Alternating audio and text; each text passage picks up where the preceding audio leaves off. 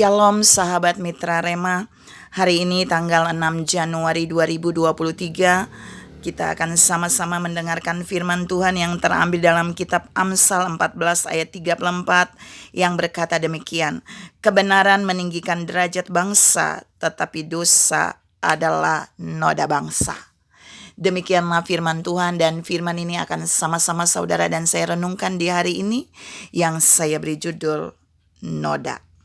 Saudara yang saya kasihi dalam Tuhan Yesus Kristus, bagian ayat yang saya baca tadi sebenarnya menekankan ada dua bagian, yaitu yang hidup dalam kebenaran akan mengalami di mana derajatnya ditinggikan, tapi yang hidup di dalam dosa itu derajatnya akan direndahkan, yang dalam konotasinya bicara tentang noda. Nah, noda ini, kalau saudara dan saya mengenakan suatu baju yang ada nodanya, pasti pertama nggak nyaman. Kalau dilihat orang kita malu. Dan noda ini harus dibersihkan, harus dihapus.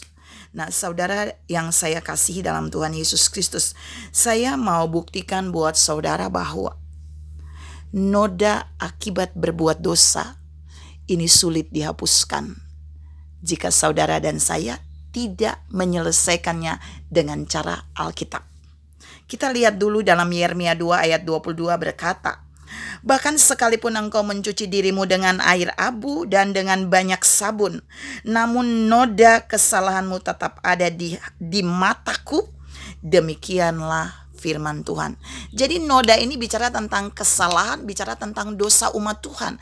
Dan ini gak bisa dihapus.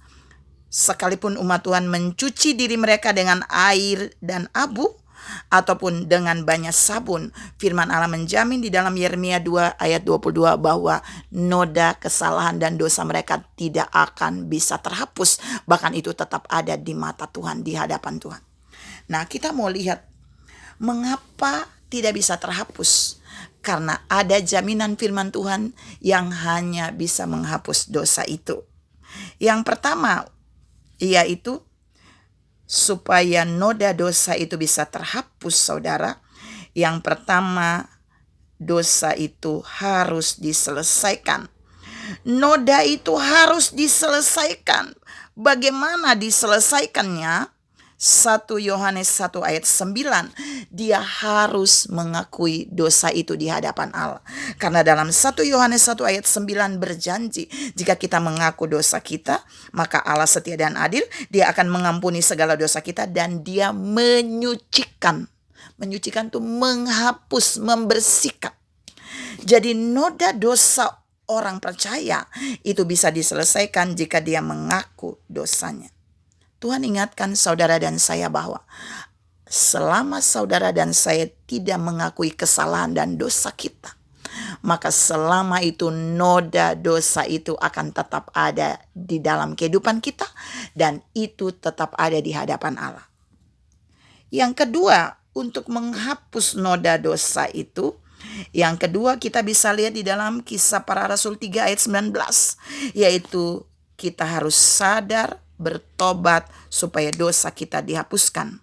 Itu ditulis di dalam Kisah Para Rasul 3 ayat 19. Jadi orang-orang yang mau menyadari kesalahannya akibat noda dosa itu dan kemudian memilih untuk bertobat, maka dosanya pasti akan dihapuskan. Noda dosa dan kesalahan itu akan dihapuskan oleh Tuhan. Yang gak sadar tetap ada dalam dosa, tetap punya noda dosa. Dan yang tidak mau bertobat, dia akan terus melakukan dosa dan noda itu terus bertambah di dalam hidupnya. Yang ketiga, untuk menghapus noda dosa itu, dalam Yohanes 1 ayat 29 berkata, pada keesokan harinya Yohanes melihat Yesus datang kepadanya dan ia berkata, lihatlah anak domba Allah yang menghapus dosa dunia. Jadi Yesus adalah pribadi yang menghapus dosa kita. Kalau dia adalah pribadi yang menghapus dosa kita, maka kita harus hidup di dalamnya. Dia adalah firman yang hidup. Kita harus tinggal di dalamnya. Kita harus membangun keintiman di dalamnya. Karena jika kita membangun keintiman di dalamnya, jika ada kesalahan, noda, dosa yang kita lakukan, maka Dia memiliki otoritas untuk menghapus segala dosa kita. Saudara yang saya kasihi dalam Tuhan Yesus Kristus, ini mau menunjukkan buat saudara dan saya bahwa noda akibat dosa dan kesalahan harus saudara dan saya selesaikan sesuai dengan 3 firman Tuhan tadi. Nah, yang berikut terakhir yang mau saya share buat saudara.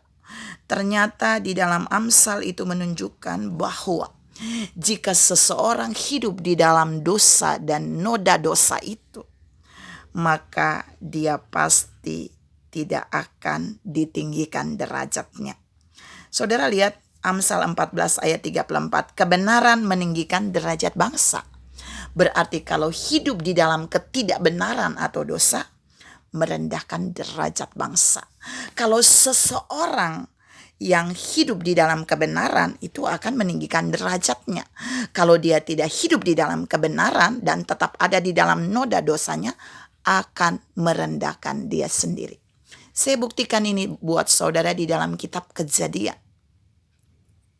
Waktu Adam dan Hawa hidup di dalam kebenaran, ikuti semua perintah Allah di Taman Eden, Alkitab berkata, mereka menikmati segala yang baik di Taman Eden. Mereka menjadi orang-orang kepercayaan Allah, derajatnya sangat tinggi.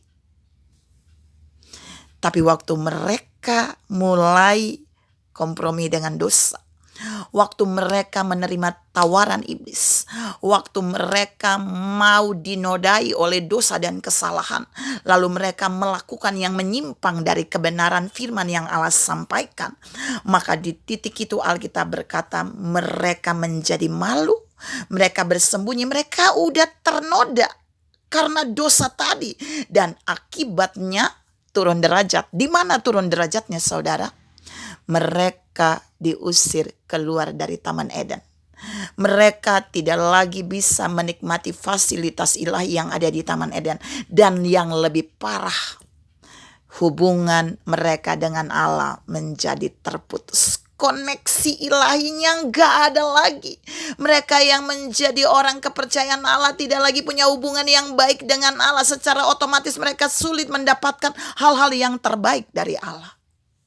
Tuhan juga ingatkan saudara dan saya, setiap kali saudara dan saya memberikan kesempatan untuk dosa dan kesalahan itu menodai kehidupan kita, di titik itulah derajat kita turun dan hubungan kita dengan Allah menjadi error. Karena itu Tuhan menasihatkan saudara dan saya hari ini, perhatikan hidup saudara dan saya. Jika masih ada noda dosa dan kesalahan di dalam kita yang belum diselesaikan, mari selesaikan. Karena jika itu diselesaikan, hubungan kita dengan Allah akan tetap baik. Maka segala jaminan warisan yang terbaik yang Allah punya akan Allah buat kita dapat menikmatinya di dalam kehidupan ini. Tuhan memberkati saudara berlimpah. Salam tidak mau dinodai dengan dosa dan kesalahan. Amin.